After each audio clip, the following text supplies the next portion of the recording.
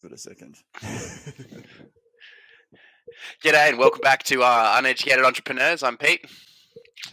I'm Dan. How we doing? Oh, we've got that slow delay again, as always, from Dan. Oh, it's going to happen. Yeah. Every It's okay. time. Every time. Yeah. It's good to see you guys Now, back again. It's good to start having conversations and stuff again. bit of a different scenery for me today. We You right, are Dan? actually. Sorry, you're breaking up a bit. Oh my goodness! Of course we are. Hopefully it's recording properly though. We are in a bit of a different scene today for me.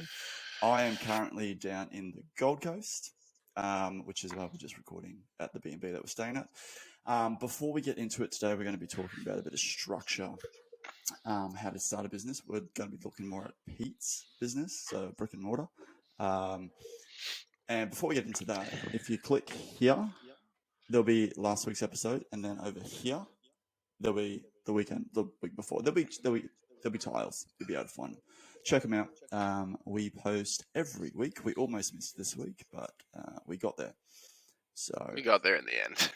Someone decided to go on a hot air ballooning experience. Look, it got cancelled the first time, so it is what it is.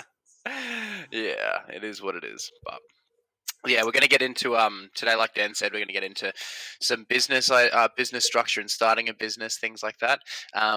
Reminder that this is only one way of many different ways. There's lots of different ways to start a business depending on what your outcomes are and what sort of business you're doing, what industry you're doing. There's a whole range of different things. Like this changes if you're going to be a non-for-profit. It changes if you're going to be a sole trader. It changes if you're going to be a whole range of different things. I might talk a little bit about my journey and what I did wrong with starting the business, and we'll go from sort of there. I'm guessing Dan will ask me some questions probably as we go along. Definitely. Sure. Or we'll just head that way. So personally, for my personal business, I actually started as a sole trader, like I think we discussed in one of the first videos. So the way you go about doing that is obviously getting your personal ABN, all of that sort of stuff. I think before even all of that was industry knowledge. Was getting used to industry knowledge, knowing what you want to sell, what you want to, what service you want to provide, whether or not you want to be in sales. So if you want to be selling like clothing, or if you want to go into retail or whatever, supplements or gym gear, whatever, that sort of thing, you need to work out your market. You need to do a lot of research and a lot of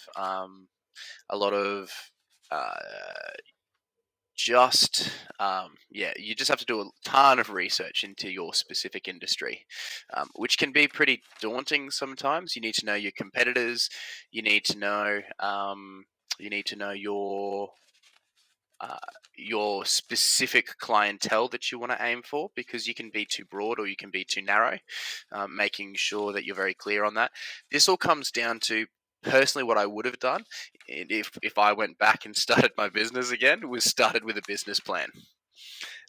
Started developing a business plan, started writing a business plan. It just had all the information. I think though, an issue with that is you can get stuck on just the business plan and not actually taking the steps. So my business, I started as a sole trader support worker in the disability sector. So I've had a lot of experience in the disability sector. I myself have autism, so I knew a lot about disabilities themselves, and I knew what people with disabilities wanted and with what sort of support they wanted provided, all of that sort of thing. So I actually started as a sole trader. So I went and got myself an ABN, went and made sure I've got all my insurance, because that is massive. So if you're ever out there, one of the first things you need to do is get insurance.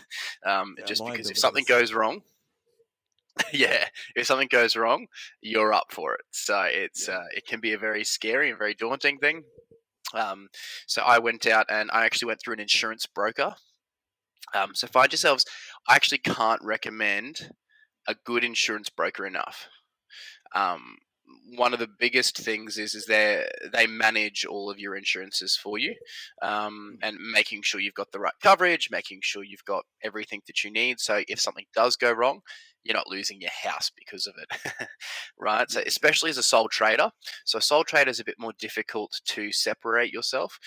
So I started as a sole trader, got myself an ABN, got myself insurance, and that's when I started working on my business plan, because I started hiring other subcontractors, and I was like, okay, this is getting too much. We need to actually form a company, right? And me having absolutely no experience in this industry, the first thing I did was I actually went to an accountant. At the time, it was just an accountant that was recommended to us. I found out later that he was a shocking accountant, but I'll get into that later. He was not worth his soil or the money that we were paying for him, because accountants can be very expensive. It cost us a fair bit of money, a couple of $1,000 to be able to set up the actual company in the structure that we wanted to do it in. So, for example, our company is structured. Hang on a second. I'm just getting something up on my phone. I should have brought this up before we started this. That's all good. Whilst you're doing that, you're talking about research. What sort of research, Yes. or you can answer this momentarily, what sort of research were you doing? Obviously, you were in the industry, but what sort of Yes. research were you doing? So, so I was looking at number one. I was looking at how much there was in our particular industry. So ours is the disability sector. So I was looking at what the market was looking at, like what services were already being provided. I was talking with psychologists. I was talking with what they call support coordinators. They're the people that actually give you new clients and things like that. I was talking with a lot of different people to find out, and I was talking with people with disabilities to find out what they wanted, and having a very people first approach. Like that is the biggest thing in our business, is that people first approach, is actually just going up and going, hey, what's going on? I needed to look at, in comparison, we need to look at some of the larger organizations that we would be competing against. Hmm. Looking at feedback that some of the larger organizations had received, also looking at some of the smaller competitors within the market that would be more in our local area, different things like that. Hmm. Looking at what they're providing and looking at finding a niche point, looking at finding a specific perspective or a specific service that other places weren't. And so that's where we came up with the model of, we actually bring participants, or we bring clients on board. This might sound really funny, but this is new for the disability sector. All good.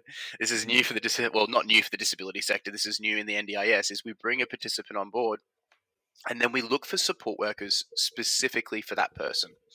Right. So we look for um, personalities, we look for right experiences, and all of that sort of thing. And so that was where our point of view changed, was because a lot of organizations were hiring a ton of support workers and then just putting anybody on, Yeah, gotcha. right? And so there wasn't that personalized choice, that personalized almost Yeah. feeling about it. So that was our specific point of view. And we've Mm. just slowly grown from there. So now we're looking at getting into the aged care sector. We've been approached by different government bodies to get into the aged care sector and get into the residential care sector, like for youth working. And so it's slowly developed there. But we haven't done our research into the aged care sector or the Mm, gotcha. I've done a bit into the resi care youth sector, but not enough for actually us to jump in and make sure we've done all of our due diligence with that. Yeah. So So we would just did you? heaps of research. Yeah. Yeah, I was gonna say, would you say go that on. you would take the same approach that you did with Avast? You know, personalizing it from your support to your from your support worker to your participant. Would you do Yep. similar with aged care and resi care, or would you have to switch it up again? It'll be for aged care, you'll have to switch it up a bit. Yeah. But for resi care, you'll have to do something very, very similar, which is looking for people with the right experiences, right qualifications, all of that sort of thing. So um, they're very similar industries, all three of them, but they do have distinct differences between them. Like, for example, in youth working residential care, it's actually, our insurance is going to go through the roof, because it's a higher risk than what we're doing Mm, currently. gotcha. So we have to account for that. We have to look at the finances of that. Go, hang on, this is how much the insurance is going to cost. This is how much we're going to be paying in excess all the time, because they might destroy vehicles, they might destroy houses, they might destroy a whole range of different things. Um, Yeah. and we need to be aware of that financially wise. And I guess also when it comes to that, because it's a different government body that looks after the those two other sectors. It's then making sure we have governance for all of that too, and all of our policies and procedures that align with that Sector. that government Segment. body, which is Yeah. different. Yeah, that government sector, which is different from our government sector right now. Gotcha. So Yeah. there's obviously there's a ton involved, and it's research. Honestly, is one of your biggest things, but don't let research not make you take the step. Yeah. So I mean, I was working. Yeah. no, you go. You go. No, You're you going go. to get a delay. I was going to say, well, that's very much the same with like online business. We're not going to go into mine because we'll do that next week or the week after. Is Yeah. people get so caught up on like a logo, they will spend weeks and Yes. weeks on a logo when really, when it comes to it, it just doesn't matter. Like it's a little bit Yeah. less important than a business plan, but Yeah. it's kind of the same. It's like you don't want to spend too much time on something that's not going to No, end and up see, making you money. here's the thing: we as an organization, we had a logo, we had everything designed, we even did our own website. But now, as we've grown, we've rebranded. Like you can always rebrand Yeah. when you. Hi, Heather. We can always Yes. Oh, phone call. you can always. That's all good. Well, you can always rebrand later on once you're a bigger organization with more income, with more revenue, with more all of that sort of stuff to create a better image. Because when you're small, it's all word of mouth. And Yeah. as you begin to grow larger and larger and larger, it Mm. becomes more about organize. They'll see you on advertising, and then that's when advertising and all that sort of stuff becomes a bigger thing. Yeah. Anyway, let's Yeah. get back to starting a business. So, in my business, Mm. I started as a sole trader, and then we created a company. And the best way to do it is if you don't know, is Mm. to um, get professionals that do know in your world. Right, so we went and spoke with an accountant because I didn't have any business experience. We went and spoke with an accountant. We said, "Hey, we want to start this business. We've already got people lined up, participants. I already had clients lined up, right? So I'd already pre-planned everything. We'd written a business Yeah. plan. I'm like, we need to start this thing." And so we then talked about structure and how we wanted it structured. He asked if we wanted like a board of directors, whether or not we wanted to go down the non-for-profit route or the for-profit route. So you can chat about both of those things and you talk about it with these professionals, whether or not that's your accountant. I found the accountant to be a good source to go to initially. And then you can build on that by going to a solicitor in the future, Yeah. right? So I went to the accountant and we designed it as in we personally started a trust, a family trust, in which we then put all of the company shares into that trust, Yeah. Okay. right? And then we made my wife is the trustee, and I'm the appointer of that trust, right? And so the reason you do that is so that you've got that level of barrier between yourself um, and people trying to say sue you or go for different things. It helps create an extra wall of protection because it's Yeah. actually the trust. So the trust owns all the company shares, Mm. right? So that's the way we've done it. We can actually you can have it in your name, but the risk is higher Yeah. if Exactly. it's directly in your name. So if say someone was to go to sue you because say one of your staff members did something wrong and somebody got hurt, they can try and take your house or take your cars Mm. or all of your assets that you personally have because the business is linked to you directly, Yeah. right? And so that's the way we've set it up that way. And so then all of the money technically within the organization is owned by the trust. Mm-hmm. And so then you can look at in the future dividends and all of that sort of stuff, and then salary packaging for you as a business owner and all of that sort of thing. And that's all stuff that you can discuss with a really good accountant. But the hardest Yeah. thing is finding a good accountant. You can talk with a lawyer as well. My suggestion is to try and avoid speaking too much with solicitors because they're very, very expensive. Um, Especially if you're just starting. You don't want to be blowing all yes. of your money just on a lawyer. Yep, and they charge like by I think it's some of them charge by like 5-minute increments now. So if you have Oh, a wow. 5-minute phone call, they'll charge for that 5-minute phone call. Right, good If you grief. have, so it's full on, man, and they can charge a lot. So it can be very, very expensive. Whereas if you find a good accountant, a lot of accountants that I've worked with personally within just a short period of having our business, we've worked with 3 different accountants. They're not charging for every little phone call. They're charging for the work that they do, unless of course you're wanting to go, hey, let's have a meeting and let's discuss everything, and let's go, hey, I want to sit down with you, how should I take out money, or how should I take a salary, should I take it as dividends within the company, how's the business looking, we have this amount in our accounts, we have this amount in um, in assets, and we're currently paying this much in staffing. They're really good people to have a good discussion with, a good healthy discussion with, to be able to work out the best way. So going back to it, is my original accountant. He just kept saying to me, "Oh, take it as owner drawings." And me being not understanding anything about business, that is a terrible idea, because when you take it as owner drawings, it means you actually owe that back into the company. Oh, Right. So yeah. So he would say, "Oh, just bloody hell. take whatever money out of the company that you want, and buy whatever assets you want with the company, and then take it out, and we'll take it as owner drawings." And I end up talking with another accountant. They're like, "Oh, you actually end up owing that back within the Oh, organization." wow. Yeah. So there was a thing there, which is the advice that you can get from somebody who seems to know what they're talking about. The other thing is Mm, he was saying just buy heaps of assets for yourself within the business.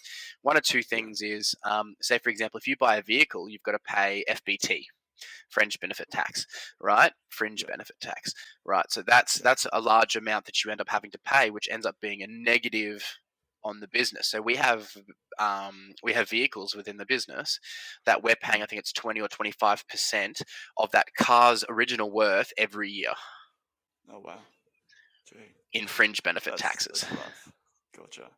It is rough. Like that's a lot of money, Yeah. and Is that's not something that our accountant explained to us, but then we spoke to another accountant and they did explain it to us. yeah. So it's very, very, very important to make sure you've got the right people around you.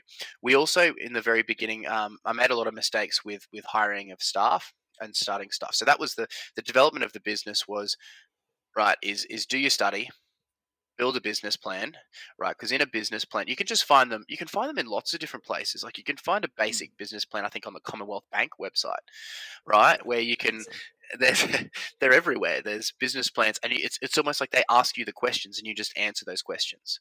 So it talks Mm, about what are some of the competitors within the market? How much are you going to need? How much are you planning on making in the next 5 years? And that's the other thing is you may have to register for GST. We're fortunate as our organisation that we don't have to register for GST because, oh, yeah, it's awesome. okay. Because the government sets how much we can charge per hour, Right. there is no GST involved with that. So it's GST free income. Gee. Yes. So So for because those that don't know, GST is good service tax. It's usually 10% if you earn over, 70. if you're a sole trader, if you earn over 75 grand, yeah. Yep. Actually, I think it's the same as a business. Yeah, yeah, yeah, probably is. Yes, so it'll be earning over 70. See, the issue was in our first year we earned over 200,000, right? So It's a bit it's more than 75. yes, and then we've had um, like hundreds of percent growth within that company just within the 3 years.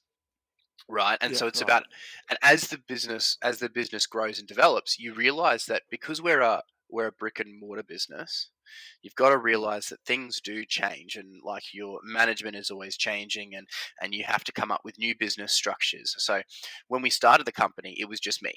It was me who was in charge of bookkeeping, which was a terrible idea. Me, who was in charge of bookkeeping, payroll, invoicing. I was in charge of rostering and all this sort of stuff. So that's the stuff you have to do. Sales, women Sales. I participants. was even going out and doing support hours myself. So Yeah, you wow. have to be in a place where you can do that and be willing to make that sacrifice of time. Because I was working 80 plus hours a week, sleeping 2 or 3 hours a night. Yeah. Right. And so that was what you had to do in order to make the business successful. We grew to a Mm, point now where we started putting on facilitators, management, and one of the best decisions we ever made was we had somebody in house doing finance. I ended up hiring someone to come in 2 days a week to do bookkeeping for me. But I did it in-house, and it was a terrible idea because I was paying them way too much money, and they weren't as good at the job. And we ended up finding an external bookkeeper who was able to do more than what that person was doing in a shorter period of time. So it was only costing us like $400 a week instead of $900 a week, right? Yeah. purely That's a good by saving. purely by finding a proper professional. And like, Mm. you know how we said do your research on the specific industry you're going into. Do your research on the lawyer, the solicitor you want. Do your research on the accountant you want. Do your research Network. on absolutely everything, right? Yeah. So you need to. I didn't do my research when we started with the accountant. Mm. Right? He was a bit of a cowboy. And that was not a good thing. And it's okay to change accountants whenever you want to. It's okay to change Yeah. solicitors whenever you want to. It's such a competitive market out there that other people are going to offer you better things.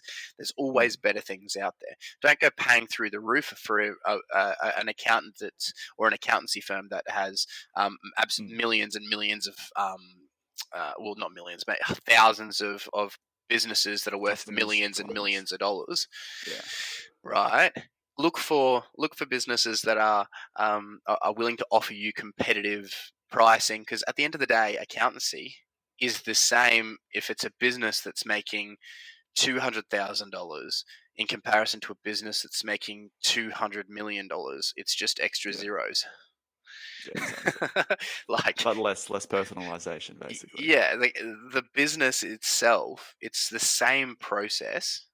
Yeah. For the accounting, for the accounting side of things, they do the same thing for a business that's turning over a revenue of 200,000 as they would for a business that's doing 200 million, right? So, like, if you look at it like that, a lot of people go, "Oh, well, our business is making $50 million now. We've got 50 million revenue per year, right? Gross revenue. We need to go to a bigger accountant that can manage that." Or Yeah. we need to go find this. You may not need to. You need to talk with your accountant, see what they're comfortable with. But Yeah. it's the same process. Like, and always be willing to shop around, be willing to network, always Yeah. be willing to be engaged. I mean, one of the biggest things within the business that we started was culture. Culture is set by the owners. Right. Yeah. So you need to make sure that this is one of the other biggest things within business. If you want people to stay in your business, you need to have a good culture. Yeah, So if exactly. you want employees to stay with you, particularly management, as you begin to grow as an owner, you can't be in contact with everybody all the time. You just don't physically have the time within the day, right? That's Yeah. when you begin to allocate and then go, all right, I've got to spend time with my management team. So I've got to spend time with my general manager, with my area manager. I need to spend time with my finance manager, with my HR manager, right? Yeah. It becomes more about that side of things, and then when it becomes bigger, you then get to decide your role within an organization, right? Because at the end of the day, Yeah. once you bring, that was probably the toughest part that I had within my company, was when I brought a general manager in and they started doing all the stuff that I was doing or was supposed to be doing. So Yeah. it became more about working out what my role was within the organization, because you've got a general Yeah. manager to do all the general day-to-day stuff, right? You need to trust your management to be able to do what they need to, but then you also need to, there's a fine balance between trusting them to do the day-to-day stuff but keeping them accountable and making sure that you're still involved with the business. Yeah. Like, So I go was on. just going to say, like, how would you say your role has changed throughout your, I guess, journey of the things, like, and timelines, like from doing everything to getting someone else, and then to what you're doing now, as sort of like, what does that look like now? I guess. And What does it look yeah, like? so like, what's your role now, and how has it changed over the times, like with timelines, etc.? So you're doing everything for this many Okay. time that long, and etc. Oh, I was doing everything for the first 2 years. There you go. Oh, first year and a Mhm. half. So that was just me, right? And then I brought my wife in, and then we brought in a lead. We put in a facilitator. So that would probably be like an area manager for other businesses. And once we had done that, we then brought in we had a general manager come on Mm. board. We were initially looking for an operations manager rather than a general manager. But that's just the way that it went about. We ended up having an application who was really, really good. So we went down that route instead. But now, so what happened was I was doing everything, and then I started handing over a lot of the client services to my Mm. facilitator. So I did a big handover with that. So we spent months together, going out meeting meeting the participants or the clients, going out and meeting all the support workers, and making sure that they started to build a rapport really Mm. well with new ones and old ones. And then and then I transitioned to then just starting to look after more of the sales role and bringing on new participants, bringing on new support workers.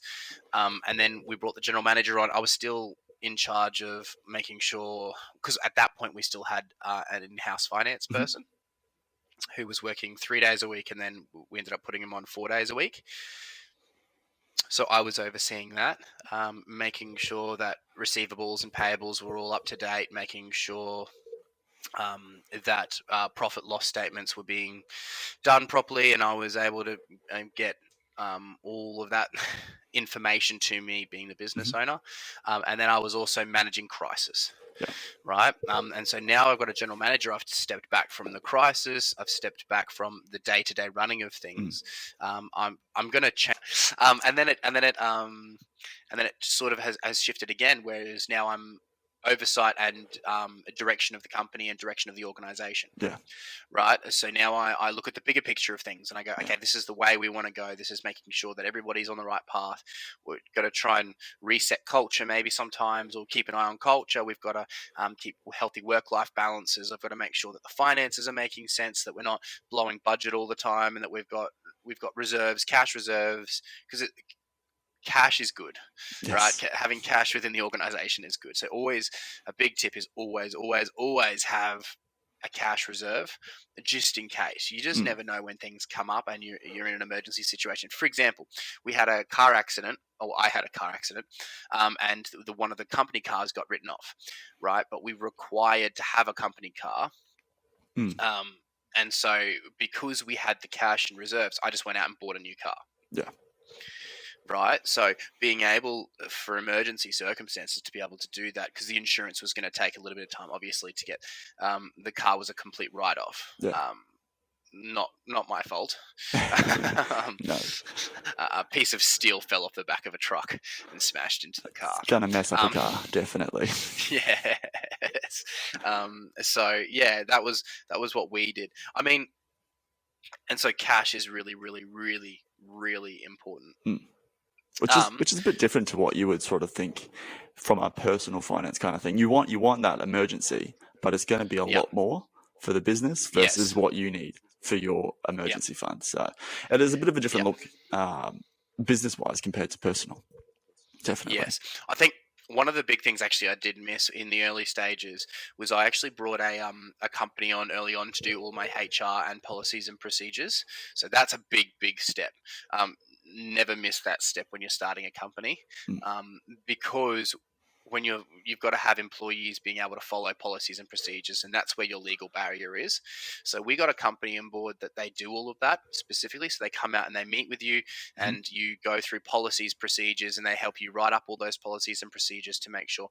Well, actually, in the beginning, I wrote up all my own policies and procedures, and they were okay, and they covered me, Yeah, because I didn't have the outlay that you do now. to get a company in to do it. And now we've got a company in to do it, and we just sort of like wiped all the stuff that I had done, which was all just really, really basic. Yeah.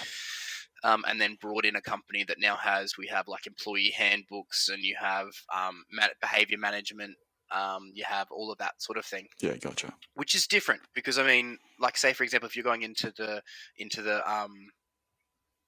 food sector, into the that sort of, if you're going to create a bakery or something like Yeah. that, you need to make sure you've got all the licenses that you need. Yeah. And on that, there's Right. about 4 different licenses when it comes to hospitality. I know a little bit about that, but there's Yeah. 20 different licenses for essentially the same thing. Yeah, and you need to make sure you've got all those licenses current. So that's where, like I'm saying, is it all depends on your industry. For us, it was actually a very simple business to start, but it's a very hard business to grow. Yeah, gotcha. Because maintaining culture, maintaining a high standard, all of that sort of stuff. If I was to start a bakery, once you've got everything set, yes, you still have to have that standard, but it's easier to maintain a standard when it's small rather than when it's large. Yeah, gotcha. Right. So we made sure that we had all of our policies, procedures in place. We spoke with lawyers to make sure we were covered for everything. We have an insurance agent to make sure our business was properly covered for public liability, professional indemnity. If you're going to be a sole trader, make sure you get public liability and professional indemnity just straight off the bat. It's not much. It's like $150, $200 for the year. Yeah. Right. And it covers you for a lot of money. Yeah. So we did all that, and then we made sure we spoke with an accountant to make sure we got the business structure right that we wanted, which was how we set up the business itself. We still register for GST, because like in the future we may have other businesses, other branches that take money in from other sources, right? So the biggest thing I could say is in the beginning, you do a lot yourself and it's going to be dodgy. That's okay because everybody learns. But your biggest key would be to talk to an accountant as soon as you decide you're going to start a business. Go chat with an accountant, make that step. Yeah. Go, this is what I want to do. And yes, it'll cost you a couple of grand and you've got to have that finances ready to go, right? But they're going to set your business up for you. You tell them how you want it set up, set your business up for you. You've done your research. You've gone, oh, hey, look, I've got this business plan. This is what I want to, this is what I want to do. This is how I want to achieve it. Yeah. These are the competitors. Go see an accountant, set the business actually up itself. Register for GST, even if you don't have to pay GST yet, because you might not earn the amount that you need. This is for a company, mind you, not a sole trader. Don't bother doing this for a sole trader. No. I'll get into that later. Yeah. I've been a sole trader, and all I did was got an ABN, got insurance, and I just started working. Yeah. That's a whole different ballgame. Yeah. Put your tax aside for yourself. Make sure you put the right amount of tax. There's apps for that as well. You can just type it in your phone, and it tells you exactly how much tax you should put aside for that. Exactly. Right. But this is specifically when you're starting a company in an organization. If you're going to start a brick and mortar one, we also had to find an office. So that actually entailed my wife and I buying a house, looking for a house. We were renting at the time, looking for a house that had a space for an office. Yeah. Right. So to be able to run from within the office. When we started our business, I was in a rental property that didn't have reception. Yeah. Right. So I had 8 employees with no reception. Good, right? Right. So you can do it. You can start it, but you don't need the best of everything. No. Right. You just need to start. Yeah. Exactly. Right. And so we had to. I can write a business plan. I'd done research over the past 10 years that I'd been in the industry. Or well, at that time, like 6 years that I'd been in the industry. Done my research. Started my business plan. Because at the end of the day, if you don't have a business plan, you don't have a goal. Yeah. Exactly. Right, you're just starting something for the sake of starting something. There's no direction. There's no, this is what we want to achieve. This is how far we want to develop this. This is what our plan is, what our goal is. And if you don't have that, you're lost. You're just going to go around and around in circles. So develop that. And then once we'd started that, after we'd spoken with the accountant, that's when we brought on, after I'd done all the policies and procedures myself, a couple of months after we started making revenue, I got rid of all that and brought in people to do it all properly. Yeah. Insurance broker. We got a lawyer, and then we just chatted with the lawyer and just go, hey, we just want to engage with you. We're not sure if we're going to need you just yet, but just have them on the side ready to go. Start research on a good solicitor. A lot of times your accountant will be able to direct you in the right direction of a good solicitor that they work with or that they've worked with in the past. Yeah. And then it's just about being wise with finances after that. So, like people, you can make, like, if you start a business, early in days, we're a fortunate company that we started making a profit within the first 2-3 months. Yeah. Maybe 6 months. Remember, we as an organization, personally, when we started the organization, my wife and I, we had to put about $80,000 into the company. Yeah. Right. So that entailed enough money for wages, just in case there wasn't enough pay going into people's accounts, enough for bills. So we've got, like, you need rostering apps and different things like that as you develop into the future. You need accounting software. So we had to get Xero. We had to sign up for Xero, and we had to then pay somebody to help with bookkeeping early on, a couple of days, and then, like, there's a whole range of different things that you need to do, and have that money prepared. And we didn't have $80,000 just sitting in our accounts, by the way, guys. The reason I say we put 80,000 is say I would go and work myself within our company. Actually, I was working 2 jobs. I'm going to cough again. I was working 2 jobs. Yeah. So I was working for another organization, and then I also had started my own company at the same time. Yeah. Right. So all the money that I got from the other organization and all the money that I'd earned, because I'd go out and support myself in my own company, which was making money for the company, all went straight back into the company. So I didn't take any income. Right. And so that was going straight back in so that I could pay my staff. Yeah. Right. Which is important. So you want to be paying your staff. Don't shortchange them. Remember, though, as well, business first 5 years is the most difficult time in any business. Definitely. Right? Most businesses don't last past 5 years. Right? And there's a whole range of reasons for why that is the case. But a pretty major one is finances. Yeah. Because most businesses don't make money in the first 5 years. Exactly. Right? And you've got to just be willing to stick it out. Yeah. You've got to be willing to make sacrifices. I just want to quickly check something. I've written stuff down, so just making sure I've covered everything that I want to. Yeah. I was going to say, we're probably going to have to wrap it up soon. Because you need to head off, and I've got to head off. Yeah, probably I do. I've covered, I think, most of the stuff that I wanted to cover within actually setting up the business. So if I start that again, so the key steps are, when you start a company, is research. So do your research first, start your business plan, have it all prepared. So write down just a basic, Google a business plan, find one online. It doesn't matter if it's great, because I guarantee you in 6 months' time after you've started the business, you're going to change it. Definitely. Right? Because you go, I understand it a bit better now, right? Yeah. So first thing is start the business, start the business plan, right? Start your research, do your business plan. Second thing is go find an accountant. Do your research into a good accountant.